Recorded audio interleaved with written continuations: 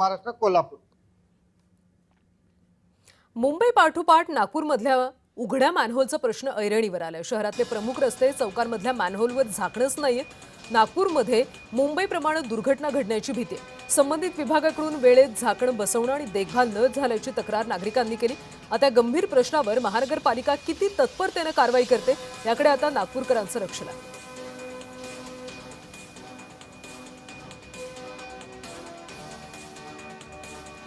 नागपूरमधल्या उघड्या मॅनहोलचा प्रश्न आता ऐरणीवर आलेला आहे। प्रमुख रस्ते आणि चौकांमधल्या मॅनहोलवर झाकणच नाहीये, त्यामुळे मुंबईप्रमाणे नागपूरमध्ये सुद्धा दुर्घटना घडण्याची भीती व्यक्त केली जाते।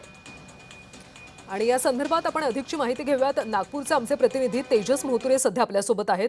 तेजस, खरं तर मुंबईमध्ये काल अशा मॅनहोलमध्ये पडून एकाचा मृत्यू झाला होता आणि नागपूरमध्ये सुद्धा अशाच पद्धतीने मॅनहोलवर झाकणं नाहीयेत। या सगळ्यावर महापालिका प्रशासनाने काही उत्तरं दिले का?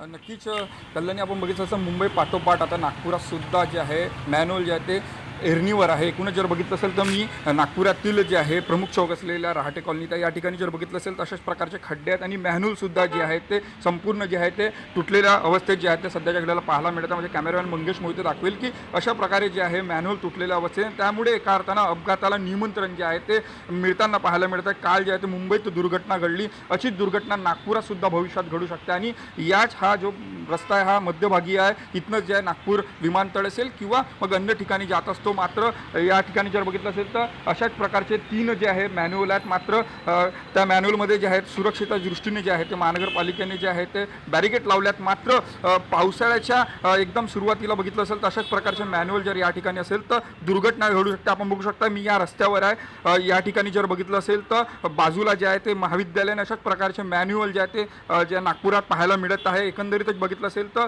सत्तापक्ष नेते बाल्या बोरकर यांनी जे आहे संबंधित विभागात असेल किंवा महानगरपालिका प्रशासनाला सांगितलं की दुरुस्ती करा। मात्र एकूणच जर बघितलं अशाच प्रकारचे मॅन्युअल जे आहे ते सध्या नागपुरात पाहायला मिळत आहे आणि या संपूर्ण प्रमुख रस्त्यावर जर बघितलं असेल तर असेच मॅन्युअल जे आहेत ते आहेत। त्यामुळे सुरक्षेचा प्रश्न पुन्हा एकदा एरणीवर आहे। मुंबईनंतर नागपुरात घटना घडेल का असाच प्रश्न आता उपस्थित होता, कारण की रात्रीच्या वेळी जे आहे या ठिकाणी पावसाळा आहे सुरू आहे, त्यामुळे मॅन्युअल दिसत नाही। त्यामुळे एकंदरीत बघितलं असेल नक्कीच तेजस, त्यामुळे महापालिकेने आता तरी जागं व्हावं आणि उघड्या मॅनहोल बाबत उपाययोजना कराव्यात हीच अपेक्षा व्यक्त केली जाते।